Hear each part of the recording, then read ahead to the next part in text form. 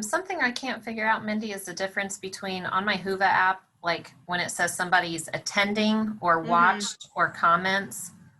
I'm assuming that means that watched means that they've joined in and then gone back. What does that mean? I don't know how that would work. Because yeah, none of the links went live until right at the time it started. So I'm not sure what watched means. I don't know what that means. Okay. I don't know what that means, but we are now recording ourselves. So, so I want to welcome everyone. And as people kind of come in, I'll make sure to add them in there as well to the EEAI Vision 2020 virtual conference. For those that have not clicked into the administrative track, my name is Mindy Murdoch. I will be the host throughout the conference. So if you have any questions on anything administration, feel free to go ahead and you can always drop something in the chat, or you can message me through Whova later on, and happy to answer those. This is, of course, this title is just answer the question, how to write winning proposals. So if that's not the session you were hoping to click in on, you might want to back out and try to figure out what's going on.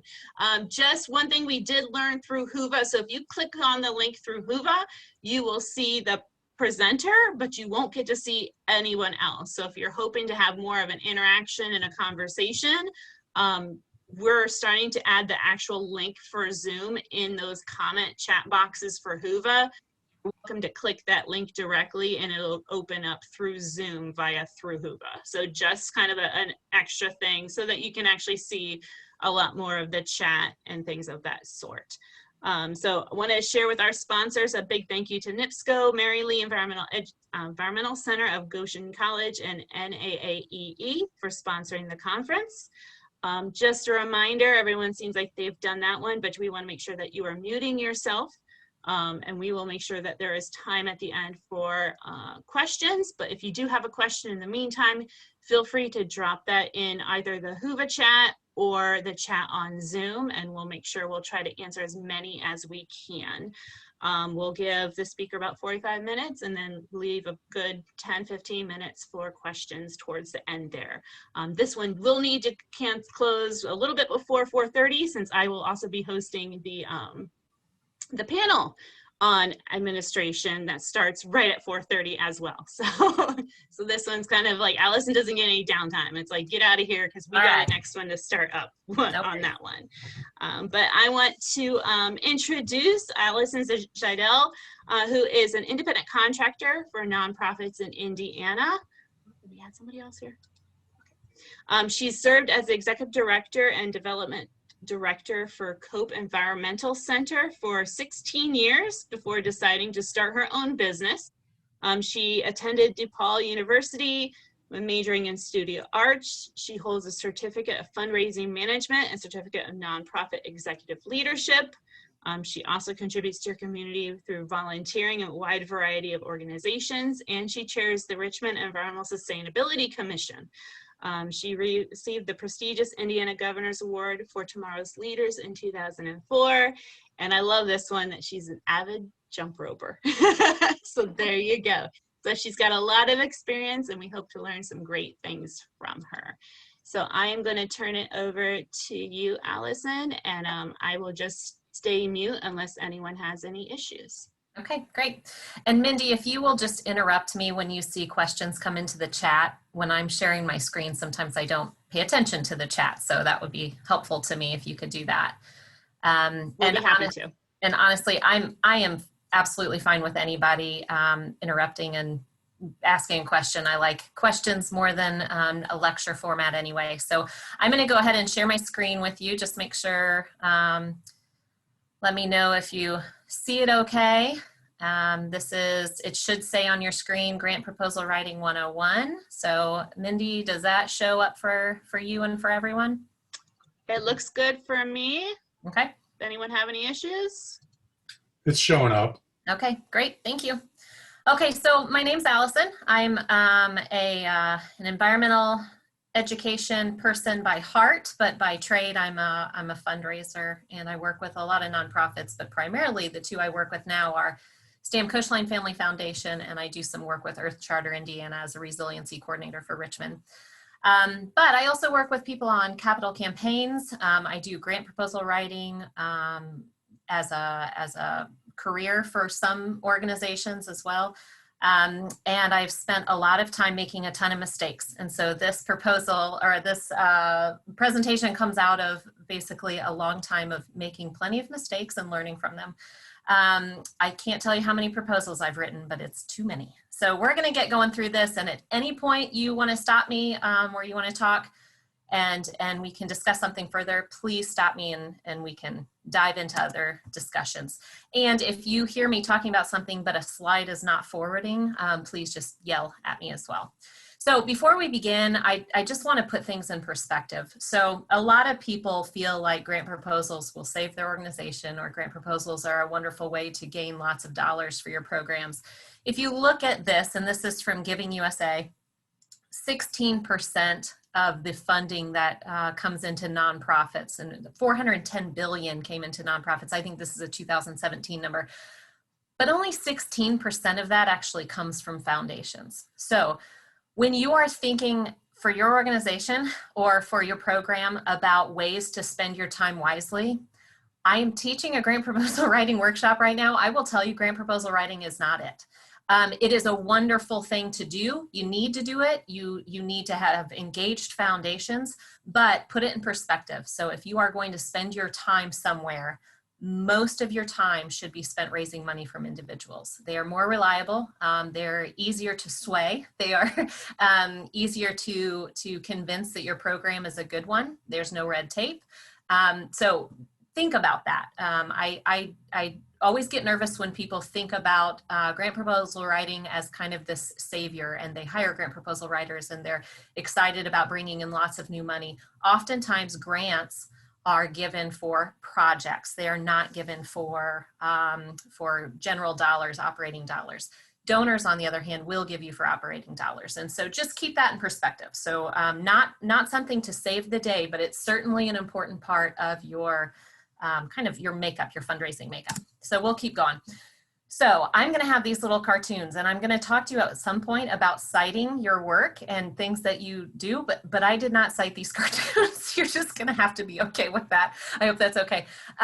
One of the most frustrating things as a grant proposal writer is when you are expected to write a report and you did not see that the money was used in the way that you as the grant proposal writer proposed it to the foundation. So as we're going through this whole thing, I want you to keep in mind what is doable. What is doable for your organization? There are a million wonderful projects and there's a lot of money to be given right now, but what can you actually handle without making you crazy? Okay, so think about that and think about not putting the proposal writer, whether it's you or whether it's somebody else in the organization, into a position where you've promised a lot and you just can't deliver on it. So we're going to start from the very beginning of seeking grants. And this is one thing that I actually don't do for a living. I will write grant proposals for people, but seeking is a very personal thing. You're looking for the fit, which only you really know. You know your organization really well. So when you're talking about mission fit with organizations and funders, there are a lot of wonderful funders here in Richmond, and the people I write proposals for qualify for maybe 10% of them. Because mission fit is something, the geography where you're located is something, grant size is something, and additional guidelines can knock you out of the running for a lot of proposals. If we think about Indiana, and you're welcome to chime in, who do you think of as the biggest funder in Indiana? They're actually one of the biggest in the country. Can anybody raise your hand, or you can unmute yourself and think of somebody? Lilly. Lilly. Everybody thinks of Lilly, right? So when I was first grant proposal writer, I was like, we're going to apply to Lilly. Guess what? Lilly doesn't care about a small, tiny environmental education center in East Central Indiana. It's not their jam. They have plenty of money to give to all of us, but it's not what they are there for. So if you think about geography, Lilly is very specific about their geography unless it's a special initiative. Grant size, they give 100,000 plus in their grants. We don't have projects that big enough. When I was at Cope Center, we didn't have huge projects like that. And then there are a lot of additional guidelines that just kind of knocked us out of the running. This is one of the most important things I'm going to tell you today, and I'm going to keep reminding you about it. If you don't know if you're a fit for a foundation, call them. And I prefer calls to writing or emails or anything. or you can make an appointment to go see them. But building the relationship with the funder will not only help your application this year, but it will help your application for every year after that. Always look for excuses to call your funders. Look. I called my funders for very stupid reasons, sometimes just to start building up that relationship. One thing that I would put volunteers on when I was at Cope was to have them do some general grant seeking for me. So using just Google, looking at other organizations in town. So our Boys and Girls Club, our Girls Incorporated, Hayes, Arboretum, all of these other places, look at their annual reports. Who are they thanking in their annual reports? That can help me with the geography piece, because I know if that they're funding an organization 10 minutes away from me, they might also be funding me as well. So ask a volunteer to just spend some time. You know, sometimes those volunteers show up and you really don't have something for them to do. I know all of you have that little pit in your stomach feelings every now and then. Put them on things like this, small research projects, and then they can print out kind of a guide for you, and it can eliminate some legwork for you. So getting on the same page, we're going to go through some of the kind of processes of grant proposal writing, and then we're going to go through some of the tips and things that I think are most important to think about. So in a perfect world, you start a month and a half before the grant proposal is due, okay? It's not always a perfect world, and I just worked on a grant proposal a couple weeks ago that we had about 7 days to put everything together. That happens, that's okay, but in a perfect world, about a month and a half in advance is when you should start. You determine your fit, you talk with your board and staff before approval, and we'll go into more of this later. And then you think through these questions. If you will dedicate one staff meeting or one team meeting or a part of a team meeting to these questions here, you will eliminate so much anxiety, and you will actually have part of your proposal already written. So you don't need to write a lot of this stuff down. We have that PDF available for you of this PowerPoint, but do we need the funds? That sounds like a really freaking stupid question. We all need those funds, right? Everybody is needing funds right now. But do you need funds for that particular project, or are you chasing money? Okay. How likely are you to be awarded a grant? I did have a person that they paid me to write a grant proposal, and I said, you are not going to get this grant. This is a national funder. They want sexy projects like playgrounds for children in underprivileged neighborhoods, all that kind of stuff. And you want a parking lot, and they're not going to fund it. And they said, we don't care. We'll buy your writing then, I guess. They didn't get it. They got the writing, and they did get a different grant for it. But how likely are you to be funded, and is it worth your time? Thinking about how it impacts other programs. Program directors and program implementers know this part. Grant proposal writers don't always know this, and executive directors always don't know this. Sometimes that's all the same person, and I get that. But how will it impact the other programs? It may sound amazing to me as a grant proposal writer, and I know my funders are going to love this project. Meanwhile, my program director over here is about to have a heart attack because she can't handle anything else on her plate. So openly talk about that at your staff meeting before you go through this. Can we sustain it? The reason why I talk about this with the staff first is because this is almost always a question on the proposal. Okay, can you sustain it? And is there a plan in place for sustaining the program? Is anyone else doing it locally? And if they are, that's okay. I always say Cope Environmental Center and Hayes Arboretum are in the same town. They're both in basically Richmond, Centerville area. We would need 10 environmental education centers. This is probably the same way in your area, to actually educate all of the people and all of the children that need to be educated in this area. Am I right? So we've got to get over that competition piece, and we have to be able to explain to funders how important it is to get over that as well. So if somebody else is doing it locally, okay. If you're serving 10,000 kids, but there are 40,000 in your community, you better have somebody else doing it locally, okay? And learn how to kind of think through that with your staff. Okay, what are we doing that's unique, or geographically, who are we handling? And then this person is handling somebody else. Talk about that in your proposal too, okay? And then do we need partners? Partners, again, if somebody else is doing it in your community, it's usually a good idea to let them know, we're applying for this grant proposal over here. Maybe there are ways that you can name each other in the proposals so that funders know that you're talking to each other. I'm also a big fan of notifying board members or executive committee members when you apply for proposals. And the reason is, especially in small towns like where I'm from, they all know each other, they all talk to each other. So this board member over here might be on this board over here. And I know some of you from Indianapolis don't have this happen as much, but you know, the Goshens, the Richmonds, those types of places do. And if this board member over here also serves on the foundation board, that's a conflict of interest that they'll have to alert the organization to. But also, you don't want a board member surprised, like, oh, I didn't know we were doing that project. I didn't know that was a part of what our strategic plan was. That surprises me. Don't surprise your board members. It's bad. It's bad play. Don't do that. So we're going to talk quickly about the division of labor. In a perfect world, you have 3 people involved. So you have a grant proposal writer. That may not be the person's title. They may be the development director. They may be a resource person. They may be your executive director. They may be the program person, because you are both having to write proposals and administer programs. The grant proposal writer's job is meeting with the implementer or the programmer, collecting all the stats and the quotes and the letters, writing the content, which is the one that takes the longest, requesting all of that financial information, and then sending it back to the implementer. And when I say implementer, I'm talking about that program person. That program person, in my mind, has veto power. And I am alone in some crowds in thinking that, certainly with directors. So there's some executive directors that don't believe that, but we're going to touch on that in a second.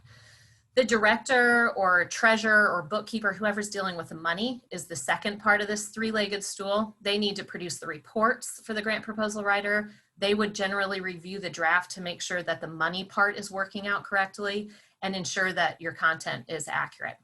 Then the program implementer, again, the teacher, the program interpreter, whoever it is, meets with the writer. They feed them the program statistics, the testimonials, the photos, all of that kind of stuff. They review and tweak and improve or decline the proposal. And this is where I kind of stand out a little bit different than some of my colleagues, but it's because I've been on both sides of that coin, okay? If that program implementer does not have the power to decline or veto a proposal going through, then don't expect it to work on the other side, okay? They don't have the ability to just add more hours to their day. They can't go from a 40-hour work week to a 60 because you've come up with such a lovely proposal that they don't have time for.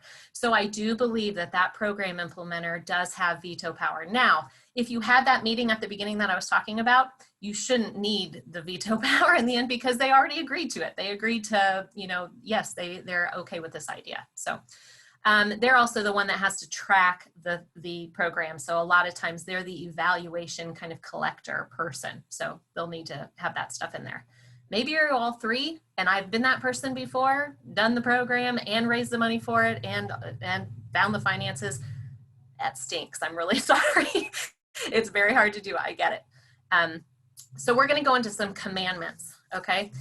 These are things that I think are the most important things about proposal writing and what things a lot of people don't get right, okay? But we're gonna walk through them together. So read through the guidelines several times, several times, and highlight the things that are the oh man kind of moments. I wrote a grant proposal to the Office of Energy Development a month ago, and my paper had a lot of highlights in it of, oh my gosh, you're going to totally forget about this. And then a week before the proposal is due, this is not going to be fun for you. So I go through and highlight the kind of, oh crap things that I need to not forget about. Okay. So read through the proposal several times and then follow the guidelines, and that's all. Okay. Follow the guidelines. And I'm kidding. It's not all, but those are by far the 2 most important pieces: following the guidelines, answering the questions. There's a reason that I called this session Just Answer the Question. I should have said just answer the freaking question, because now that I'm on the foundation side of things, I have found that, oh my gosh, the poor people that had to read some of my proposals where I was not answering the questions at all, it's infuriating. So we're going to go through that too. If you aren't sure if you're a fit, and I said this earlier, I'm going to say it again, call the funder, okay? You are helping them meet their mission. You are not bugging them. You are helping them meet their mission. So call that funder. And what I don't like when people say is, I'm from, Stamm Koechlein Family Foundation. We have all these great programs. What do you want to fund? Okay, that doesn't sound right to a funder. Funder knows that you're looking for money. You just need money. Wherever you can find it, you need money. Instead, narrow down that to 3 maybe programs that you have, or the 1 program that you're seeking funding for. So ABC organization, I am from Cope Environmental Center. I have this field trip, I have this, and I have this. Can I tell you a little bit about the 3 of these? I'm having trouble determining which one fits best with your organization, and I want to submit the best proposal I can. Can you help talk through that with me? And almost all of them will gladly do that, okay? Again, stop me anytime you need me to make more sense or to slow down. I talk a little fast. If you're new to proposal writing, it's just like writing a term paper, so you're back in college. Starting with an outline, I always copy each question into Word. I have learned my lesson. I've lost countless proposals. The online forms are just not great yet. They have, over the last 10 years, improved a lot, but they're just not foolproof. Copy all the questions into Word, do the proposal until it's perfect in Word, and then transfer it, okay? I like to spend a few minutes kind of arranging my flow. If I have quotes from people or if I have statistics I wanna include, I'll kind of stick them underneath the right question. I'll put bullet points of things that I want to cover underneath those questions. So I never just start writing a paragraph. I just don't do it that way. Never use fluff or fillers or mess around with sizes and spacing. And I used to try to make proposals be longer because I thought that that looked like I was being more professional. It's actually insanely annoying from the funder's perspective when you're just trying to stretch things out. Say what you mean, say it completely, but don't stretch things on and on and on, okay? And if you're stuck, tackle the easiest questions first. There's nothing wrong with saying, I have no idea what that's going to be. I have no idea what that's going to be, but I do know my organizational history and purpose. I'm going to tackle that one first. Great, that's fine. And even if the question's the last one, go ahead and do that one too, okay? All right, so for the love of God, I'm going to tell you again, don't type directly into that online application. You will lose it, okay? I'm sure I have people on this call, on this session already that's like, yeah, I have lost that before. I've lost my proposal before because you typed directly into the application and then the save feature or what have you didn't work. Okay, so more commandments. Adding credibility, I think, is really important, but you can go overboard. And we're going to talk about where to find stats. And if you actually look in the chat box, the very first thing I posted is one of the slides that I'm going to show you later on that has really good environmental education stats. So places you can go to get those. I don't find the stats first. I figure out what I need to say better in that paragraph, and then I Google a stat to prove my point. So if I am trying to prove that environmental education boosts other areas of academics, I will say, you know, environmental education, academic goals, whatever, in Google, statistics. I always put the word statistics. And then that'll return me some good sites that will talk to me about how environmental education, as we all as environmental educators know, boosts reading and math and social sciences and all those levels. But you don't want to overkill. Some people, and now that I'm reading proposals, I find that there are some people that one question, they'll have 7 or 8 stats in it. That's crazy. I wouldn't ever put more than 1 or 2 stats per question, okay? Because a lot of times we're using stats to prove our point instead of using writing to prove our point or using our own organization's experience to prove our point. Okay, so you're just trying to puff it up a little bit. You're not trying to just completely change this person's mind because of this one stat. And you're not going to do that, okay? But in the environmental education world, we know of a lot of sites, websites, and places that we would go to and we would trust for statistics, but the funder may not trust those same people. So sticking to .gov, .edu, those type of sites are important. So for instance, if Sierra Club had something on there, many of us might trust Sierra Club, or we might trust kind of their thinking about things. Some other people might think of them as too political, and they might then get rid of that, or they might think that you are not looking at unbiased sites. So I would stick to .edu, .gov, and sometimes .org, okay? So if you have a pen and paper, as we go, I might ask you just a couple things to do. One thing I want you to do right now is just quickly write down 3 things that you need to prove, okay? Or 1 or 2 things that you need to prove. And then turn that over to your volunteers next week and say, okay, here are things I need to prove. I need to prove that environmental education for toddlers is effective once they reach high school years or something, or that those experiences stick with them as they go through school. and then have volunteers try to seek that out for you, okay? We're gonna continue on credibility.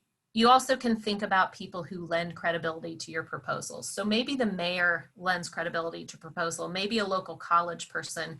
Ask them for a quote, give them several days, and tell them what you want their quote to say. That sounds like a super sleazy way to do it, or a leading question, but I always say, I'm friends with our mayor, and I'll text him and say, Dave, I need a quote that proves that, for instance, I've written proposals for Hayes Arboretum before, that proves that Hayes is of value to the community. Well, of course, the mayor believes that Hayes is of value to the community. And then I always say at the end, if that doesn't feel right to you, give me a quote, you know, that's more generally, but they appreciate knowing kind of what I'm trying to accomplish with their quote, okay? So I have an example right there. And don't forget your own program participants. They're great people for quotes, and you can include those quotes in your grant proposals, okay? Those are not just things for brochures. Those are great things for grant proposals.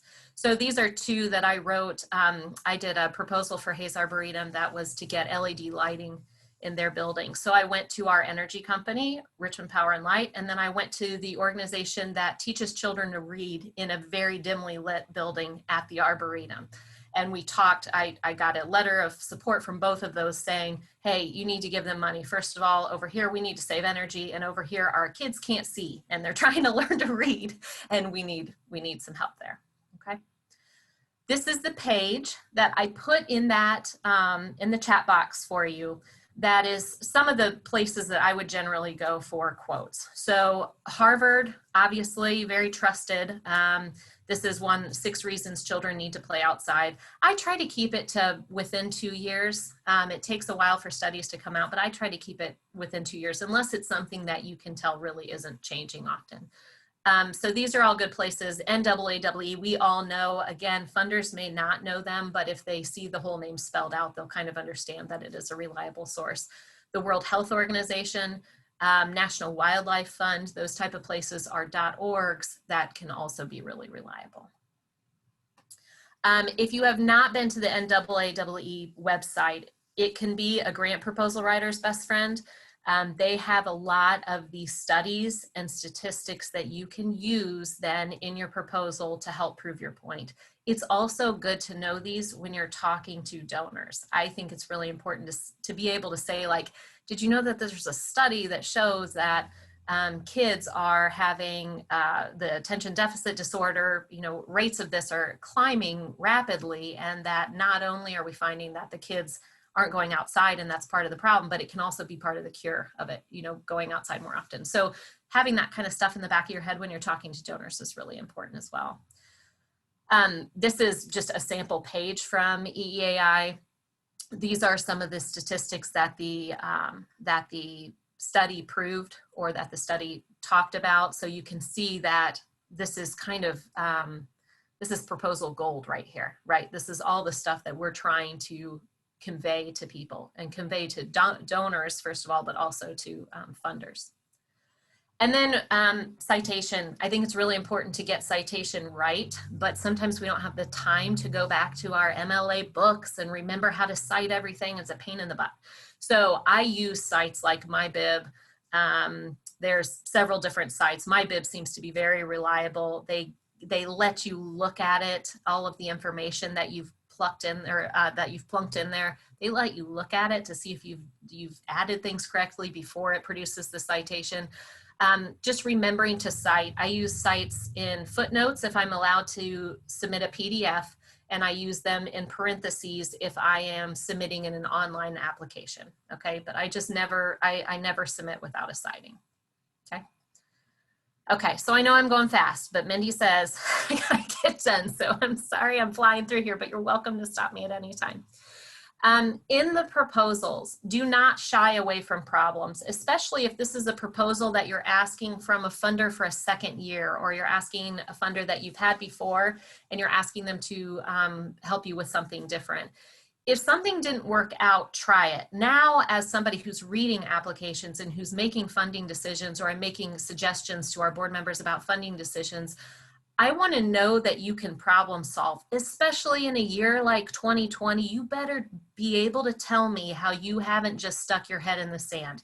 Tell me that you prepared something in January and then in March it blew up. And then tell me what you did to fix it or what you did to shift, okay? Those are really important things that funders want to know. It shows that you're a problem solver. And then I'm going to go back to the beginning. Read the question and answer it. And in just a second, I'm going to show you an example of how I did it very poorly one time. If they asked about impact, tell them about how your program participants are doing. As environmental organizations, we are not always able to put in place the type of evaluation metrics that a lot of places can. So I can't, if I were working in environmental education still, I couldn't have hired somebody to then follow that third grader until they're in college and then see if they're making responsible environmental decisions after that, right? I can't do that. But I can go to the University of Michigan, or I can go to some of these other sites, NAAEE, that has set in place some of the best practices and say the studies show that these best practices work and we follow these best practices. So that's a way to kind of tackle some of that in there, okay? Did they ask about obstacles? Don't tell them you don't have obstacles, or my obstacle is that I have too much money. I mean, some people try to make those obstacles so rosy. Tell them what you're hitting and how you're dealing with it. And it shouldn't always be, we're running out of money. That is not a legitimate obstacle every time, okay, for a funder. So don't tell them how rosy it is all the time, but explain what the problem is and how you're addressing it or how you're tweaking it. And did they ask about partners? A lot of organizations, you've all probably encountered this now if you've written proposals, they're asking about partnerships. Who are you partnering with?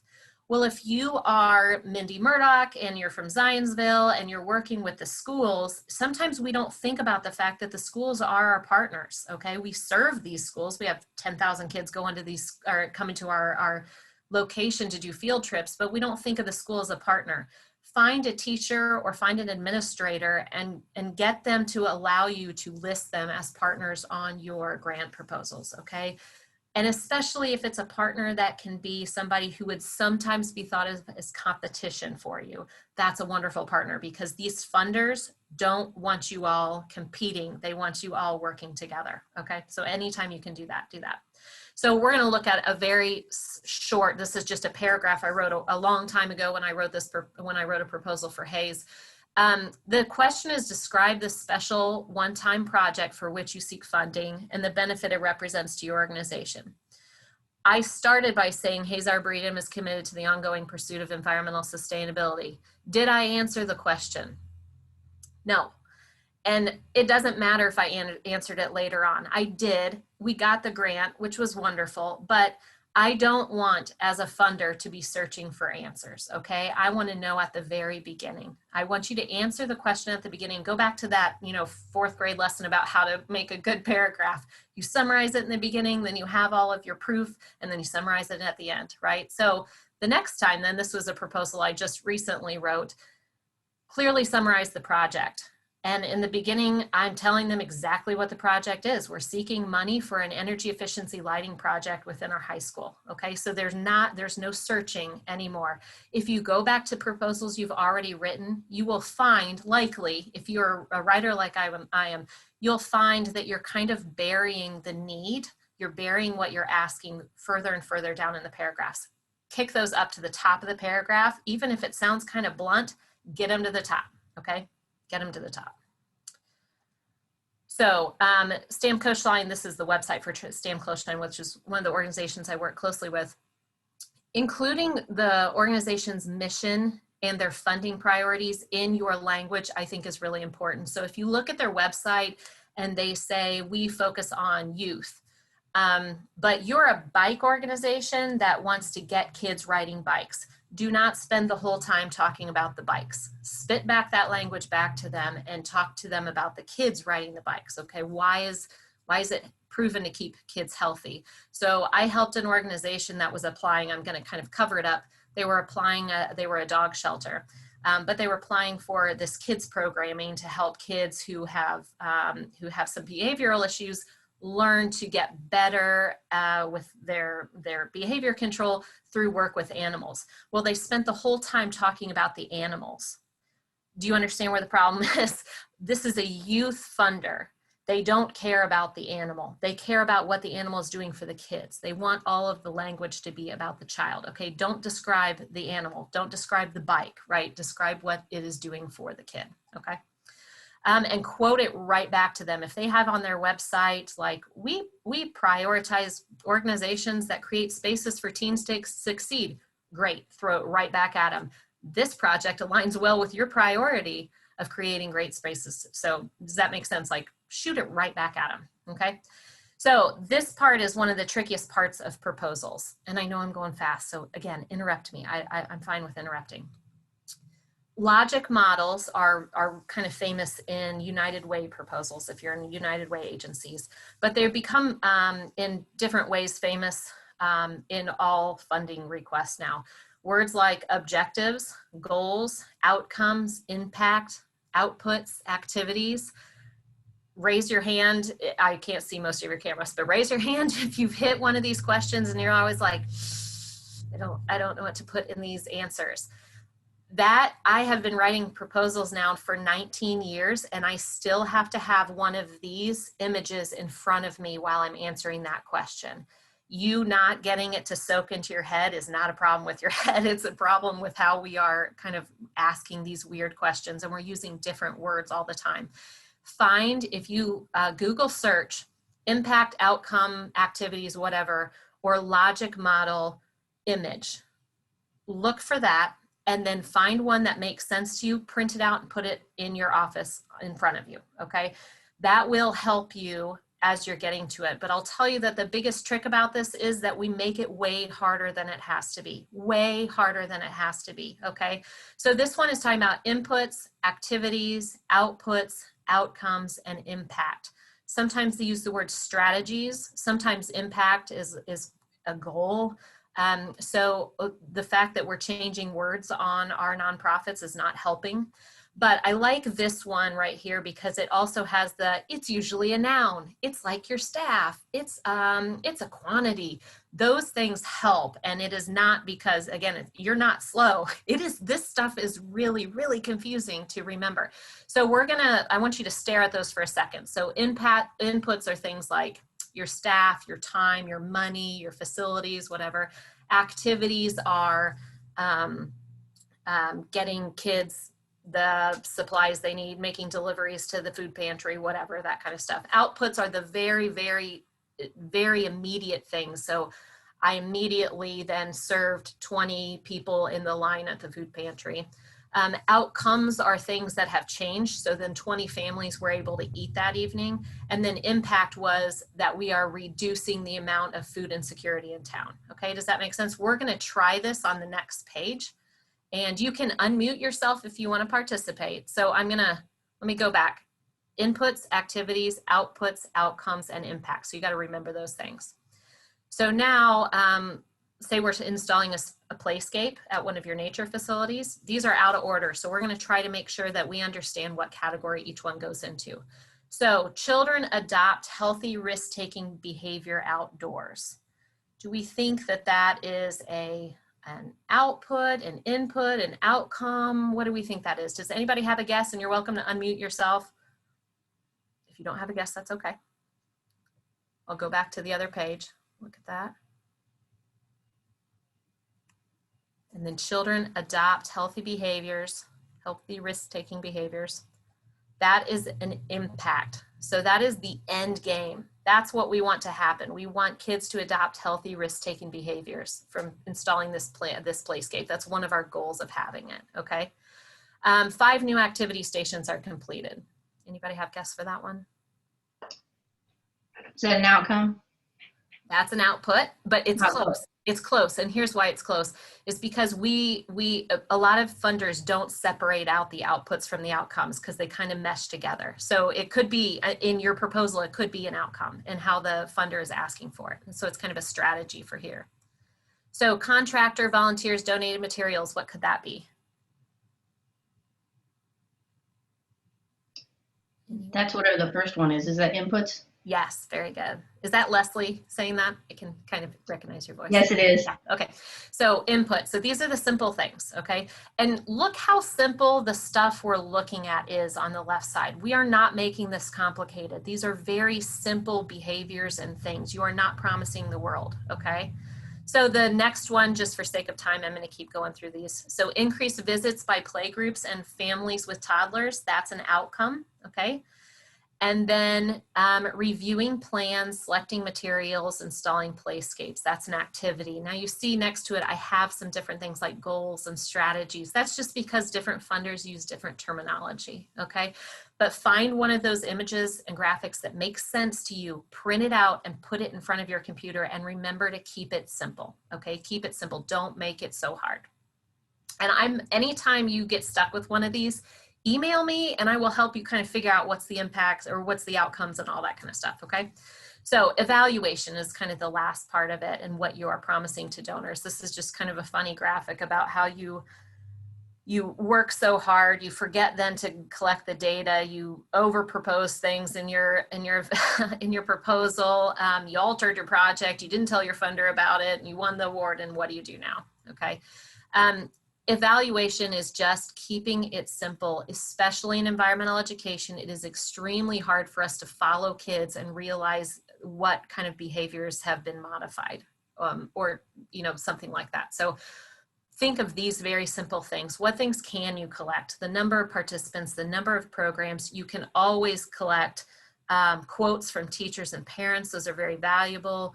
Pre and post surveys from teachers and parents. But what can you actually collect that will help you be able to prove your point? Do not overpromise evaluation sections. And funders aren't looking for you to be able to move the moon, okay? They want just to know that you're paying attention and that you can find mistakes if it works. Evaluations from teachers are very powerful because funders know then, okay, that person is going to be honest. They're going to be very honest with you, okay? Do you have volunteers that can follow your field trip around, and when you do a pre and post question with kids, can they do a quick count? Can you put volunteers to work that way? Or you can write a proposal to get an expensive formal evaluation program done. There's a wonderful evaluator in Indiana, and I can connect you with her if you would like, who is very talented at this, expensive, but very talented at this, okay? So we're getting close to the end here. Building trust with funders. This is the most important thing I say. If you never hear anything else I say about proposals, is the most important thing. I was just in Paul Sturry's session, and one of the things he said was, the most important thing you can be doing is building relationships if you want to make change in your community. 100% true with fundraising as well. Building relationships with the funders. This year, Stamm Koechlein Family Foundation, we only give to youth serving organizations. Normally we have a mid report that you have to do and an end of the year report, and then we have an application you do in the summer. This year in March, we started calling our partners and checking in to make sure that they were healthy, their family was healthy, and that they were sane and not freaking out. And then we told them, you do not need to send us a report this year. Spend your time keeping your staff sane. And then we told them, you do not need to apply. We're going to stick with you this year, okay? Because, and we ended up asking them for a one pager so that our board could remember who was who. But we had built trust with those organizations, and they had built trust with us. We knew that they spent our money wisely because they called us, they sent us pictures, they did all these wonderful things. So we're going to go through this list a little fast. Send them notes, invite them out to your program. If you can't invite them to your program, I know a lot of you are doing virtual learning, invite them, send them the link to it. Spend the money as promised. Send testimonials to them. I'm always looking for Stamm Koechlein. I'm always looking for our partners' pictures and quotes and testimonials. I love that stuff. It's like gold for us so that we can pass it on to our board and thank them properly. But some people are like, oh, I don't want to send it to them because I feel like I'm bothering them. You're not bothering them. You are helping them meet their mission, okay? So ask them about advice on partnerships. They know all of these partners. So ask them, like, would there be somebody that you fund that is already doing something like this that we could maybe partner with? They love that. In the end, pick up the phone and call them and learn about them and get to know them, okay? Pick up the phone.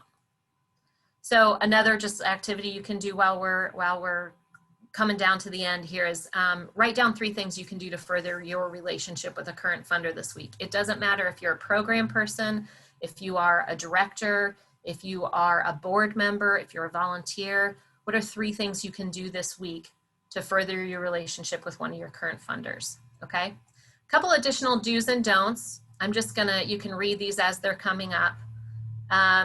A big thing that's really annoying as a funder now is that when we say submit this all in individual attachments, then they don't.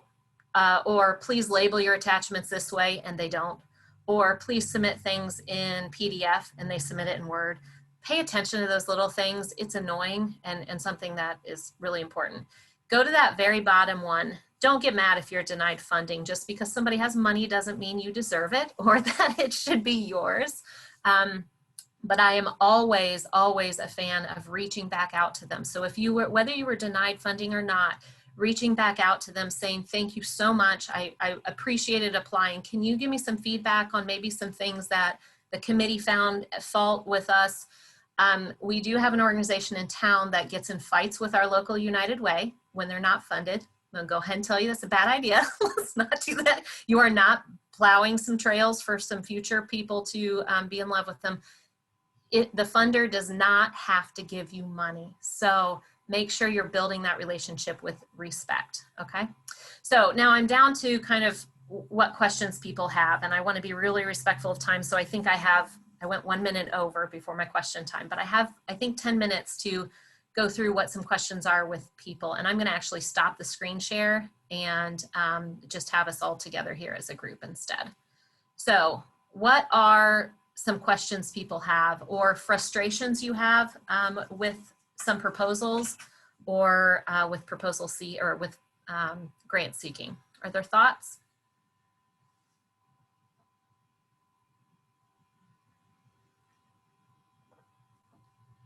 Or something you need clarified from my thing because I was going so flipping fast, excuse me. I think a lot of the foundations in Indiana, we are oftentimes not known for maybe our environmentalism. We're not known for certain things, certain ways of being progressive. One thing Indiana is known globally for, though, is philanthropy. And part of that is Lilly, but also part of it is the fundraising school. It was started early. I think when it started, it was the only place that you could get a degree in fundraising or certificates in fundraising. And now we are a mecca for learning about fundraising. So that's a wonderful place to go for grant proposal writing workshops. It's expensive, but you can get scholarships, and you can also, in this day and age, donors are getting very savvy and they want their organizations to be well prepared. And so you can get funders to support you or members of your staff going to some of those classes too. Okay. What are other things? Oh, Troy, I'm sorry. I see now that you said outcome early. I don't know which one you were answering, but I'm sure you were correct. Does anybody else have any questions or thoughts about any of those? Megan, I saw your video just popped up. Yes, you said, like, one of the last slides to have us write down 3 things that we can work towards. Mm-hmm. And then I got a little sidetracked. Okay. What are the 3 things that you would like us to write down? I think it was the slide. Things that you can do to further your relationship with your current funders this week. So I downloaded, when I was at Cope, I downloaded an app called Postagram. I'm going to get out of here again. Sorry. Oh, you know what? I didn't share my screen again, did I? Just stopped sharing. Sorry, that didn't help you at all. But furthering your relationship with the funders, I downloaded Postagram. I put it on my cell phone, and Postagram is just an app that for $1, it used to be $1, it's probably $2 now. You could have a photo, and you could write, you could type a little paragraph, and then it would go to a person as an actual postcard. So it's not an electronic postcard, it actually arrives at the person's house. I did that with donors all the time. So if I was following a field trip around, I would take a quick picture, 30 seconds on the trail, I would type a quick paragraph. Hey, I just wanted you to see, thank you so much for supporting these environmental ed programs. I thought this picture of a kid with mud all over their face was adorable and thought you would like it. You have no idea how far that goes in the eyes of an individual donor or a funder. Okay, so a foundation. It cost your organization $2 that day. It cost you 30 seconds of your time, and it probably got you a grant next year because you are paying attention to the fact that they are also donors. We think of these foundations as these like corporations. They are not. This is made up of a bunch of people with big hearts, and they are donors. They are supporters of your organization. So you want to treat them more that way than we are used to. So sending them, say, you know, one of the things you could do this week is download Postagram and kind of get into the habit of once a week, I'm going to send something to our sponsors, or I'm going to send it to our funders. Does that help, Megan? Yeah, that's perfect. Sure. Anybody else have questions about anything? I'm famous for talking really fast, so I'm sorry for going so fast. But other thoughts? Alison, you had said that 70% of it's through individuals and foundations. So what would be your quick advice on sort of targeting that group of people? Like, how would you find that group of people if you were wanting to really go in that direction? Yeah, so individual donors are, and it used to be 85%. And really, I think it's just the way that people are calculating things now. But the 70% or 70 to 80% are the individuals that are on your donor list generally. So they may be in Indiana. Sam Shine was a donor to a lot of organizations, a lot of environmental organizations around town or in around the state. Those individuals are the ones that pop up on your membership list if you have members. They are consistent annual donors. Sometimes they're not super high dollar, but they may be $100, but man, they send you that $100 every single year.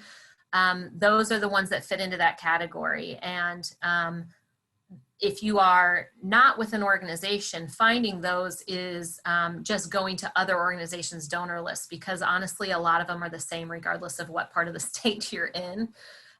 So those are the people that we're trying to build relationships more often than the actual funders. And oftentimes they sit on the boards of the funders. And so you kind of do double duty when you make friends with them and you help them understand your organization better. Does that make sense?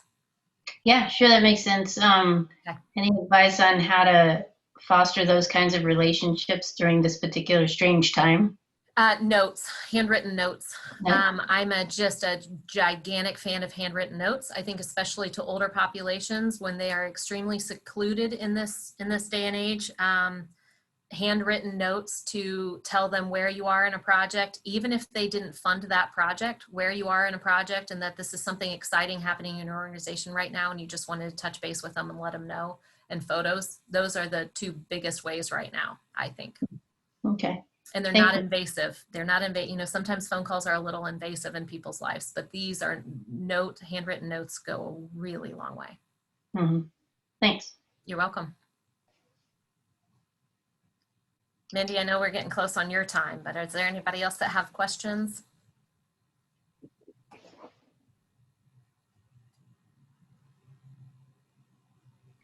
And Kristen, I'm glad to hear that you're working on several proposals. If you have any questions, you can always contact me. I can put for everybody. I think our contact information is somewhere, maybe in the speaker guide, but there's my email address. You are always welcome to email me. I'm happy to look through a proposal for you or help you understand things better.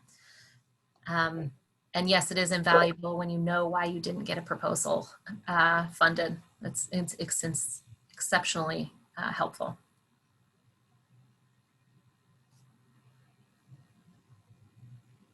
All right. Well, I know you have a chat in the community area as well. So if something comes up, you can always go into the community tabs area and look up Alison's questions that she posed in there, and you can always, touch base with her, or we can continue those conversations in there as well. But I am going to thank Alison for taking some time with us. And just for everyone else, if you want to stick around on the administration track, we will be doing admin panel. So it's a great chance to ask some questions from fellow administrators, or if you're looking at becoming an administrator in environmental ed, to get some feedback from them. If not, then hopefully we will see you later on tonight for our keynote and our talent showcase. So keynote starts at 7:15 with David Sobel. All right, thanks guys. Great, thanks, Mindy.